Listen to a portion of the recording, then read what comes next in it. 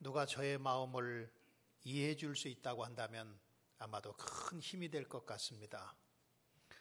누가 또 내 사정과 내 형편을 알아준다고 한다면 아마도 큰 행복을 느낄 것 같습니다.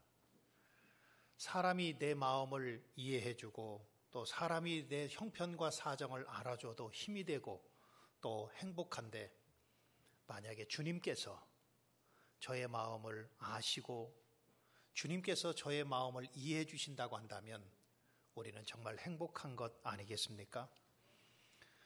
지난 시간부터 소아시아의 7교회를 강해를 하고 있고, 그래서 지난 시간에는 첫 번째로 에베소 교회에 대해서 같이 말씀을 나누면서 지난 시간에는 첫사랑을 회복하라.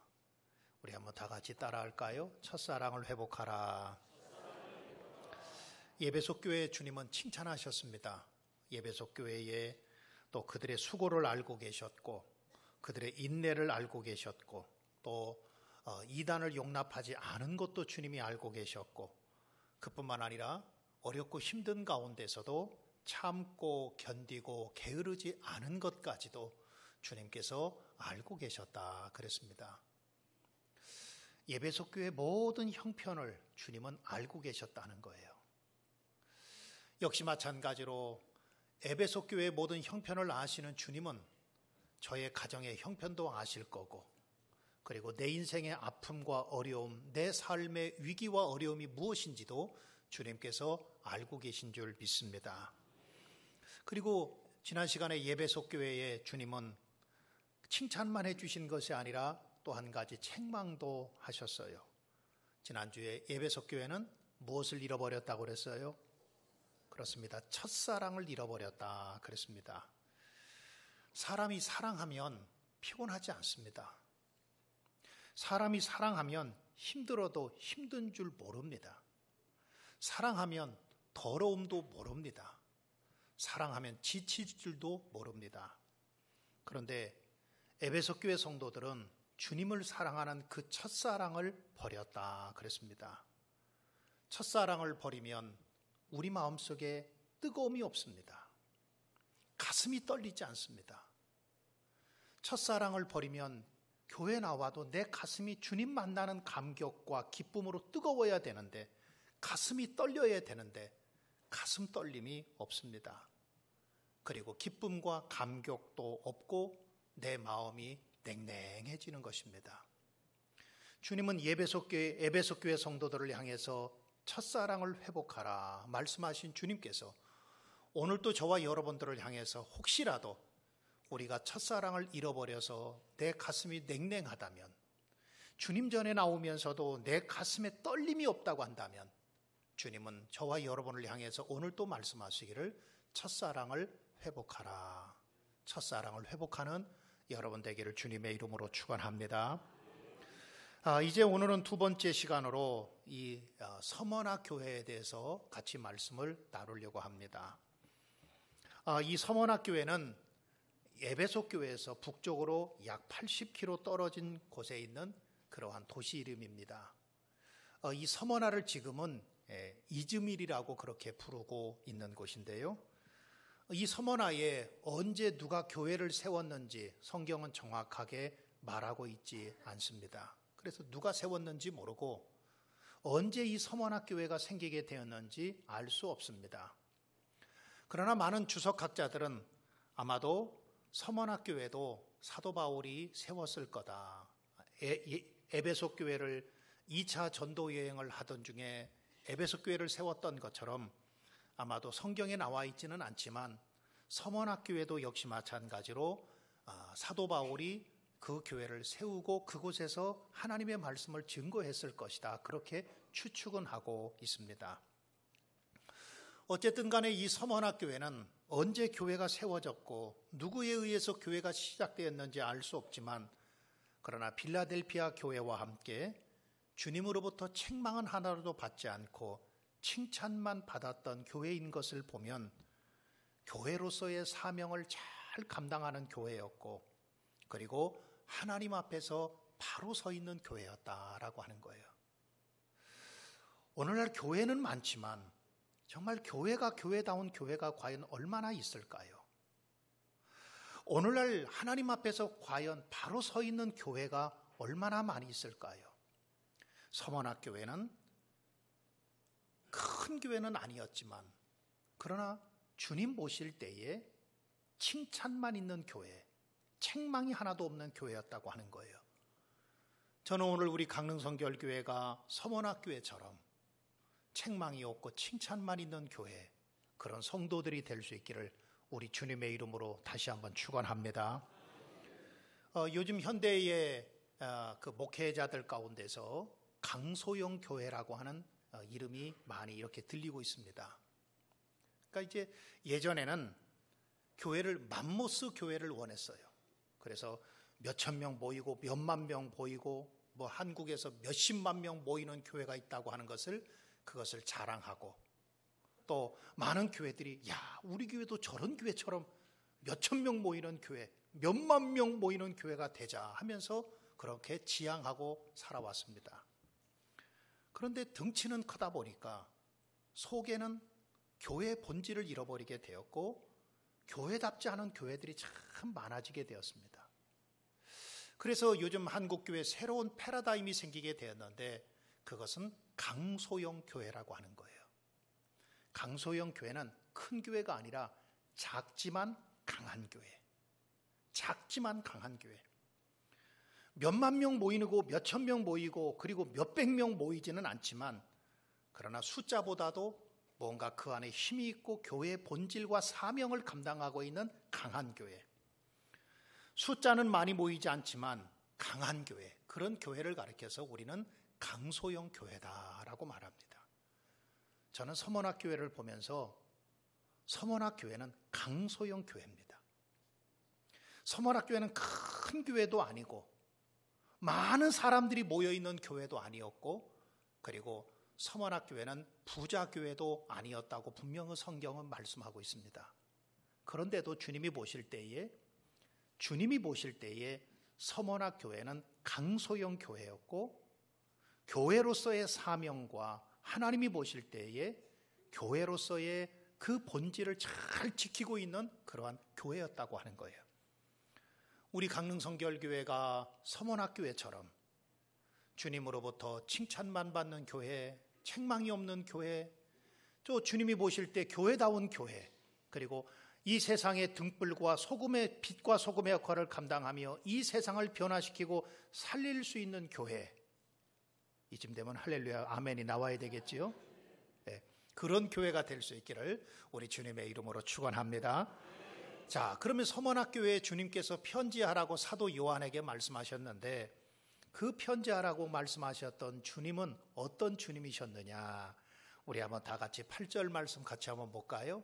자, 8절 말씀 같이 읽어보십시다. 시작. 서문학교회 사자에게 편지하라. 처음이며 마지막이요 죽었다가 살아나신 이가 이르시되 아멘. 예수님께서는 사도 요한에게 서문학교회에 편지해라. 누가 편지를 쓰는가 하면 처음이요 마지막이고 처음이며 마지막이요 죽었다가 다시 살아나신 이가 편지했다고 해라, 그런 말씀이에요. 처음이요 마지막이라고 하는 말은 우리 주님은 영원부터 영원까지 항상 존재하시는 분이라고 하는 것입니다. 주님은 만물이 시작하기 전에도 이 땅에 계셨고 지금도 주님은 이 땅에 계시고 그리고 이 땅에 영원토록 계시는 알파와 오메가가 되시는 주님이시고, 또 우리 예수님에 대해서 특별히 우리 주님은 죽었다가 살아나셨다 그랬습니다. 이 세상의 모든 사람이 두려워하고 불안해하는 것이 바로 죽음입니다. 그런데 주님은 그 죽음을 이기시고 부활하셨다는 거예요. 특별히 서머나에는 그 당시에 많은 박해와 핍박이 시작됨으로 인해서 많은 사람들이 죽음에 대한 두려움과 공포를 가졌습니다. 그리고 많은 사람들이 신앙을 버리는 사람들이 생겨나게 되었던 것입니다. 이제 순교를 앞에 두고 있는 성도들에게 죽음은 죽음으로 끝나지 않고 주님처럼 다시 부활할 거다. 예수 그리스도를 믿으면 죽음으로 끝나는 것이 아니라 주님이 죽었다가 다시 살아나신 것처럼 우리의 생명도 영원한 생명의 자리에서 다시 살아날 거라고 하는 것을 가르쳐주고 있고, 또한 다시 살아난다고 하는 소망을 주고 있는 것입니다. 두 번째로 주님은 서머나교회를 칭찬하십니다. 자, 우리 한번 다 같이 9절 말씀 한번 읽어볼까요? 자, 9절 말씀 같이 읽읍시다. 시작. 내가 내 환난과 궁핍을 알거니와 실상은 내가 부요한 자니라. 자칭 유대인이라 하는 자들의 비방도 알거니와 실상은 유대인이 아니요 사단의 회당이라. 아멘. 지난 시간에 예수님께서 에베소 교회를 향하여 내가 예배소 교회의 사정을 안다, 예배소 교회의 인내를 알고 예배소 교회의 헌신을 알고 그리고 예배소 교회 수고하는 것들을 내가 다 알고 있다고 말씀하셨던 주님께서 오늘은 서머나 교회를 향해서 내가 너의 환난을 알고 있고 내가 너의 궁핍함을 알고 있고 무엇보다도 비방 듣는 것도 알고 있다, 그렇게 말씀하셨습니다. 주님은 서머나 교회를 향해서 서머나 교회도 아신다는 거예요. 머리끝에서부터 발끝까지 주님이 알고 계신다는 거예요. 속속들이 교회가 어떤 일을 겪고 있고 어떤 아픔이 있고 어떤 고난이 있는지 주님이 아신다는 거예요. 내 인생에 무엇 때문에 힘들어하고 있는지 주님이 알고 계시고, 내가 왜 살아가면서 눈물 흘리고 있는지, 무엇 때문에 내 삶이 한숨 쉬고 있는지도 주님이 알고 계신다는 거예요. 먼저 주님은 서머나 교회의 환난을 알고 계신다 그랬습니다. 이 환난이라고 하는 말을 헬라 원어 성경에 보면 들립신이라고 하는 말을 사용하고 있는데, 이 들립신이라고 하는 말은 무거운 짐에 깔려서 질식할 상태를 나타낼 때 쓰는 단어가 바로 이 들립신이라고 하는 헬라어 단어입니다. 그러니까 이 서머나 교회 성도들은 무거운 짐이 누르고 있었어요. 그것 때문에 고통당하고 있었고 그것 때문에 숨을 쉴 수가 없었습니다. 그러면은 서머나 교회 성도들을 그렇게 누르고 있었던 짐은 어떤 짐이냐 하면은 바로 핍박과 고난입니다. 핍박을 당하고 있었습니다. 우리 기독교의 역사를 보면 마귀는 끊임없이 교회를 공격하고 교회에 박해와 핍박을 가져다 주었어요. 사람들마다 누르는 짐이 다 다릅니다. 어떤 사람은 경제적인 짐에 눌려 있는 사람도 있고, 어떤 사람은 병마의 짐에 눌려서 질식할 것만큼 그렇게 질식당할 상태로 놓여 있는 사람도 있고, 어떤 사람은 인간관계 때문에, 어떤 사람은 마음의 근심과 걱정 때문에 눌려 있는 짐이 있는 사람도 있지만, 그러나 서머나 교회는 무엇보다도 박해와 핍박의 짐이 그를 누르고 있었다는 거예요. 이것 때문에 숨을 쉴 수 없었고, 이것 때문에 너무 괴롭고 너무 힘들었다고 하는 거예요. 당시의 초대교회는 예수 믿는 것 때문에 많은 박해와 미움을 받고 또한 배척당하는 일들이 많이 있었습니다. 특별히 서머나 교회에는 AD 156년에 순교한 서머나 감독이었던 폴리캅이라는 폴리캅 감독의 순교가 유명합니다. 이 폴리캅은 사도 요한의 제자로 알려져 있는데 서머나 교회의 영적 지도자였어요. 당시는 이쪽 소아시아 지역은 로마가 지배하고 있었기 때문에 폴리캅을 황제 숭배하지 않는다고 그를 죽이려고 합니다. 그러면서 그들은 회유했어요. 예수를 부인하고 황제를 숭배하기만 하면 살려주겠다. 예수 안 믿겠다. 내가 교회 안 다니겠다. 앞으로 그런 거 안 하겠다. 그냥 내가 와서 황제에게 절 한 번만 하면 너의 생명을 살려주겠다고 하면서 회유를 했습니다. 이때에 폴리캅이 유명한 말을 했습니다. 주님은 86년 동안, 그때 폴리캅의 나이가 86세였었는데 주님은 86년 동안 항상 나와 함께 하셨는데 어찌 내가 주님을 버리고 주님을 배반하겠습니까? 주님은 지난 86년 동안 한 번도 나를 버린 적이 없는데 내가 어떻게 주님을 배반하고 주님을 버릴 수 있겠습니까? 하면서 거절하고 순교의 자리에 들어가게 됩니다. 폴리카본 순교하면서 두 가지를 감사해요. 이 감사가 참 우리에게 도전이 됩니다. 첫째는 여기까지 인도해 주신 하나님 감사합니다. 지난 86년 동안 내 생애 가운데서 여호와께서 푸른 초장 쉴 만한 물가로 인도해 주셨고 주님께서 나와 함께 해 주셔서 감사합니다. 두 번째로는 저를 순교의 자리에 들어가게 해주신 것을 감사합니다. 그러면서 폴리캅이 순교를 당하게 됩니다. 지금도 신앙생활에 어려움을 겪는 분들이 아마도 있다고 제가 들었습니다. 어떤 분은 남편의 눈치를 보면서 교회를 나와야 되고, 어떤 분은 시어머니 시댁의 눈치를 보면서 신앙생활을 해야 되고, 그것 때문에 배척을 당하고 미움을 당하는 그런 경우가 많이 있는데, 그러나 여러분, 오늘 성경에 보니까 내가, 예수님이 내 환난을 알고 있다 그랬습니다. 주님은 여러분들이 배척당하는 것도 알고 있고, 가족의 눈치 보는 것도 알고 있고, 가족들에게 신앙생활하는 것 때문에 미움받고 있는 것도 주님은 다 알고 계신 줄 믿으시기를 바랍니다. 두 번째로는 주님이 너의 궁핍을 알고 있다 그랬어요. 이 궁핍이라고 하는 말은 바로 빈곤을 말합니다. 가난을 알고 있다고 하는 거예요. 초대교회 사회, 초대교회 시대에는 교회를 다니거나 아니면 예수를 믿으면 경제적으로 많이 박해가 있었습니다. 만약에 예수 믿는 사람들이 직장에 있으면 직장에서 왕따를 당하기도 하고 아니면 직장에서 쫓겨나는 일도 있었습니다. 또 직장 생활을 하면서 교회를 다니거나 예수를 믿으면 부당한 대접을 받는 일들이 초대교회에는 많이 있었다고 하는 거예요. 제가 얼마 전에 태국에 갔다가 태국 선교사를 만났는데 태국 선교사가 그런 얘기를 해요. 태국도 역시 마찬가지로 불교 국가지 않습니까? 그런데 그 불교 국가인 우리로 말하면 주민등록증에 거기에 종교란을 쓰게 돼 있다는 거예요. 그래서 만약에 거기에 기독교인이라고 써놨다거나 아니면 내가 예수 믿는다고 기독교인이라고 그곳에 써놓으면 취업도 되지도 않고 취업에서 쫓겨나기도 하고 부당한 대우를 받기도 하고 박해를 받기도 한다고 하는 거예요. 그러다 보니 여러분 초대교회의 이 서머나교회 성도들이 예수 믿고 또 교회를 다니면 아무도 그 집 물건을 안 팔아줘요.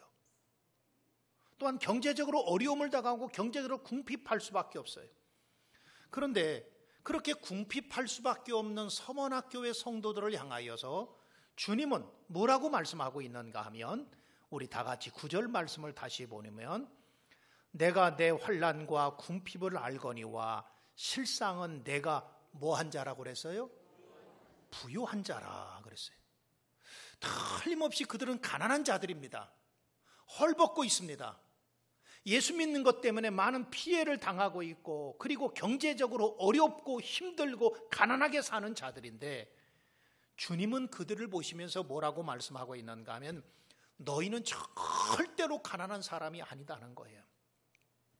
너희는 절대로 가난한 사람이 아니라 오히려 너희는 부유한 자다. 그렇게 칭찬하고 있습니다. 여러분 부자라고 하는 것은 돈이 많아서 부자가 아니에요. 진짜 주님이 보실 때 부자는 세상 사람들은 땅이 많고 큰 집에서 살고 있고 그리고 돈이 많으면 그 사람이 부자라고 하지만 그러나 하나님이 보시는 부자는 여러분 영적인 부유함과 정신적인 부유함을 갖고 있는 사람을 주님은 부자라고 칭찬하신다는 거예요. 물질로 계산할 수 없는 신령한 복을 갖고 있는 사람을 주님은 그 사람을 부자라고 인정해 주신다고 하는 거예요. 고린도후서 6장 10절의 말씀에도 보니까 근심하는 자 같으나 항상 기뻐하고 가난한 자 같으나 많은 사람을 부유하게 하고 아무것도 없는 자 같으나 모든 것을 가진 자로다 그랬습니다. 우리 그리스도인은 아무것도 없는 것 같지만 모든 것을 갖고 있고 가난한 자 같으나 내 안에 복음이 있고 내 안에 예수 그리스도가 있다고 한다면 세상에 어떤 것을 갖고 있는 사람보다도 우리는 부유한 자들인 줄 믿으시기를 바랍니다. 사람이 볼 때 부자가 있고 하나님이 볼 때 부자가 있어요. 세상에 많은 사람들은 세상의 부유함을 찾고 세상의 부를 위해서 살아가고 있지만 우리가 진정 그리스도인이라고 한다면 하나님이 보시는 부자가 되어야 되지 않겠습니까? 물질이 부유함보다는 영원히 부유하고 사람들이 볼 때 부자가 되기보다는 하나님이 보실 때 부유한 자들이 되기를 우리 주님의 이름으로 축원합니다. 세 번째로는 이 주님께서 서머나교회를 알고 있다고 칭찬하셨던 세 번째는 그들의 비방도 알거니와 그랬습니다. 당시에 서머나에는 유대인들이 많이 거주하고 있었습니다. 그래도 그 유대인들 중에는 영향력 있는 사회의 유력 인사들도 있었어요. 그러다 보니까 교회를 비방하고 예수 믿는 사람들을 비방하고, 이 비방이라고 하는 말을 헬라어에 보면은 블라스페미안이라고 하는 말인데, 이 블라스페미안이라고 하는 말은 중상모략, 거짓말이라고 하는 뜻을 가지고 있습니다. 그러니까 교회 믿는, 예수 믿고 교회 다니는 사람들을 유대인들이 거짓말로 그들을 모함하고 중상모략하고 그들을 비방하고 그랬던 거예요. 그런데 주님은 그들을 향해서 뭐라고 말씀하고 있는가 하면, 그들은 비방도 알거니와 실상은 유대인이 아니요 사단의 회당이다 그랬어요. 사단의 모임이라고 하는 거예요. 사탄이 그 가운데 역사하고 있다는 거예요. 물론 회당에 가면 그 당시에 예배도 있었고 교육도 있었고 율법을 가르치기도 했던 장소이지만, 그러나 주님이 그들을 보실 때는 그들은 회당이 아니라, 하나님의 백성들의 모임이 아니라 그 가운데는 사탄의 모임이었다. 사단에 집단된 유대인들은 서머나 교회와 서머나 교회 성도들을 공격하고 파괴하려고 했던 것입니다. 이런 것들을 주님이 다 알고 계신다는 거예요. 사랑하는 성도 여러분, 여러분들 혹시 환난을 당하고 있습니까? 짐이 턱 밑에서 나를 누르고 있습니까? 그 짐이 어떤 것입니까? 여러분들 가난 때문에 힘들어하고 어려워하고 있습니까? 세상 사람들이 여러분들을 비방하고 조롱하고 있습니까?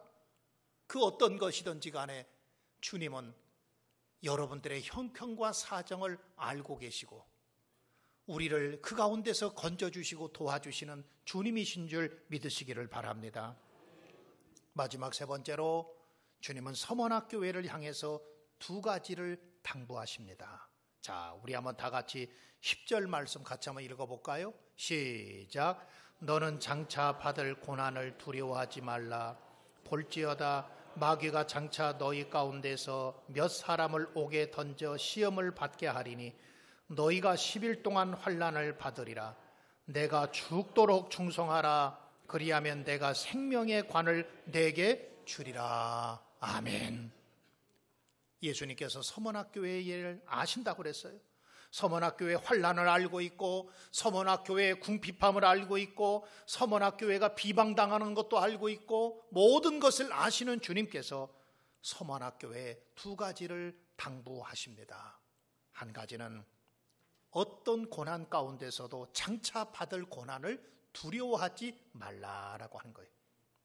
우리 주님께서는 서머나교회를 향해서 앞으로 좋은 일이 있을 거다, 앞으로 문제가 해결되고 지금까지는 고난당했지만 앞으로는 고난이 없을 거다, 그렇게 말씀하지 아니하시고 오히려 내가 살아가면서 앞으로 더 많은 고난이 있을 거다, 심지어는 몇 사람을 옥에 던질 거다, 옥에 던진다고 하는 말은 더 많은 박해와 순교자들이 나오게 될 거라고 하는 거예요. 지금까지도 고난이 컸지만 앞으로도 고난은 또 다른 고난과 또 다른 위협과 그리고 또 나는 환난이 기다리고 있다고 하는 거예요. 그런데 주님은 그때 서머나교회 성도들을 향해서 앞으로 또 다른 고난과 어려움이 있다고 할지라도 두려워하지 말라, 두려워하지 말라는 거예요.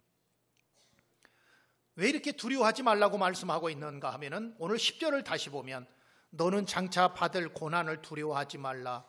볼지어다 마귀가 장차 너희 가운데서 몇 사람을 옥에 던져 시험을 받게 하리니 너희가 며칠 동안 환난을 당한다고 그랬는가 하면 10일 동안 환난을 당할 것이다 그랬어요.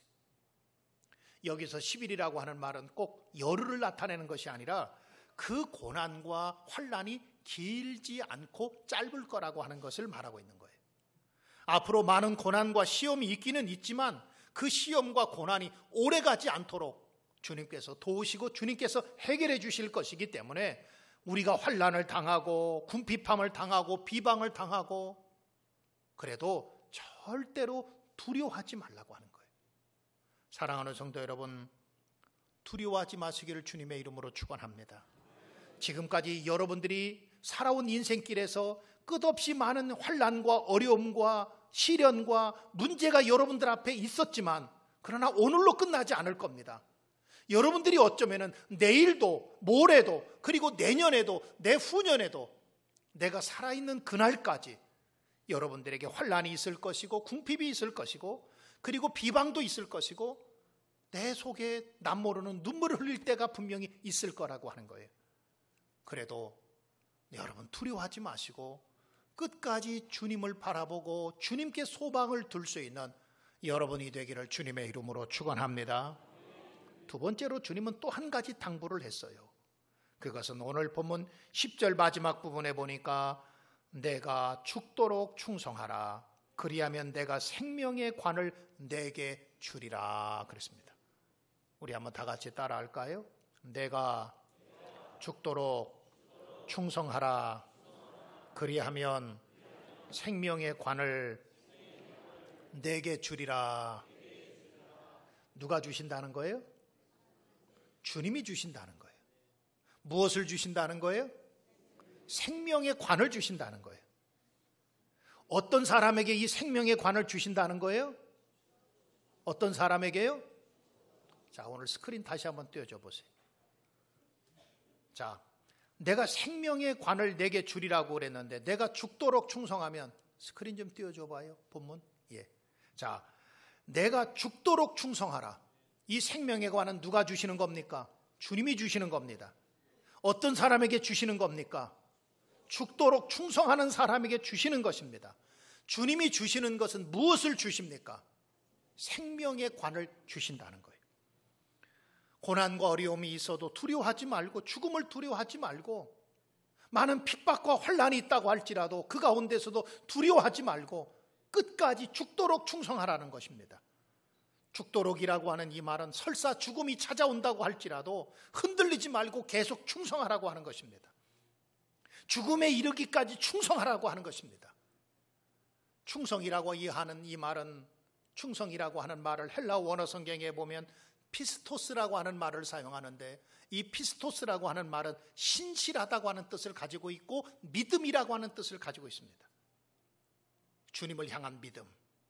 설사 고난과 환난이 찾아오고 위기와 어려움이 찾아와도 두려워하지 말고 죽음의 자리에서까지라도 신실한 신앙의 모습을 잃어버리지 말라고 하는 거예요. 여러분, 앞으로 여러분들이 인생에 고난이 지금까지만 있었으면 좋겠지요. 그런데 앞으로 여러분들이 살아가는 인생에 끊임없이 환난이 있을 것입니다. 궁핍도 있을 것입니다. 비방도 있을 것입니다. 고난도 있을 것이고 사방에 우겨쌈을 당하는 일들도 분명히 앞으로도 있을 것입니다. 그러나 그런 일이 있다고 할지라도 죽도록 충성하는 사람에게 하나님께서, 주님께서 생명의 관을 주신다는 거예요. 이 생명의 관은 아무나에게 주는 것이 아니라 내게 비바람이 있고 사방에 우겨쌈을 당하고 답답한 일을 만나고 힘든 일이 있고 그리고 환난을 당해도 그때도 두려워하지 않고 믿음에 굳게 서서 흔들림 없이 믿음의 삶을 살아가는 사람에게 주시는 하나님의 결과물이 바로 생명의 면류관인 겁니다. 디모데후서 4장 7절로 8절에도 사도 바울은 이렇게 말합니다. 내가 선한 싸움을 싸우고 나의 달려갈 길을 마치고 믿음을 지켰으니. 여러분, 이 생명의 관은 아무나에게 주는 것이 아닙니다. 내가 선한 싸움을 싸워야 됩니다. 악과 싸워야 됩니다. 선하게 살려고 끝없이 노력해야 됩니다. 그리고 내가 믿음의 길을 끝까지 맞춰야 됩니다. 믿음을 지켜야 됩니다. 그 사람에게 주어지는 것이 생명의 면류관이라고 말하면서 사도 바울은 이 생명의 면류관을 내게만 주시는 것이 아니라 주의 나타나심을 사모하는 모든 자에게도 주신다고 약속하고 있습니다. 사랑하는 성도 여러분, 여러분들은 생명의 관을 주시겠다고 약속하신 예수 그리스도를 믿습니까? 또한 그 생명의 관이 예수님께서 그 생명의 관을 내게 주시리라고 여러분 분명히 믿습니까?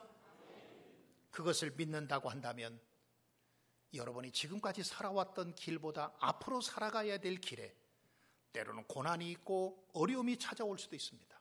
실패가 찾아올 수도 있고 가난이 찾아올 수도 있지만 그 가운데서도 변함없이 두려워하지 말고 충성을 다할 수 있는 여러분들 되기를 주님의 이름으로 축원합니다. 여러분, 충성이라고 하는 것은 땅의 것을 바라보고 하는 게 아니에요. 충성이라고 하는 것은 위의 것을 바라보는 거예요. 이 세상에서의 충성을 하다가 목사님 칭찬받고 교회 칭찬받고 사람들한테 인정받고 이게 아니라 충성이라고 하는 것은 하늘에서 주님 주시는 그 상급을 바라보고 위의 것을 바라보고 사는 사람이 할 수 있는 것이 충성입니다.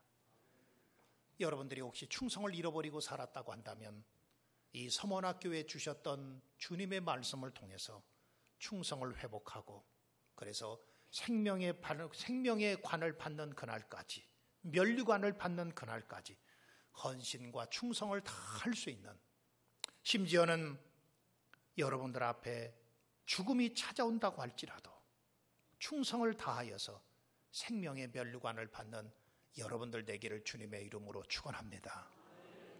우리 다 같이 눈을 감고 기도하십시다. 여러분, 주님은 분명히 우리에게 약속하셨습니다. 내가 생명의 관을 내게 줄 것이다. 생명의 면류관을 내게 줄 것이다. 그런데 이 면류관은 아무나에게 주는 것이 아니라 환난 가운데서도 고난 가운데서도 두려워하지 않고 죽도록 설사 죽음이 찾아온다고 할지라도 흔들리지 않고 충성을 다하는 사람에게 주시는 하나님의 주님의 상급입니다. 주님, 내가 이제 충성을 다하는 믿음의 사람이 되게 하시고 충성을 회복시켜 주셔서 내게 죽음이 찾아온다고 해도 흔들리지 않고 충성과 주님을 믿는 믿음 안에 살아갈 수 있도록 주여 우리를 도와주시옵소서. 그런 믿음의 사람이 되게 해주시옵소서. 이 시간 우리 다 같이 주여를 한번 부르고 합심으로 기도합니다. 주여.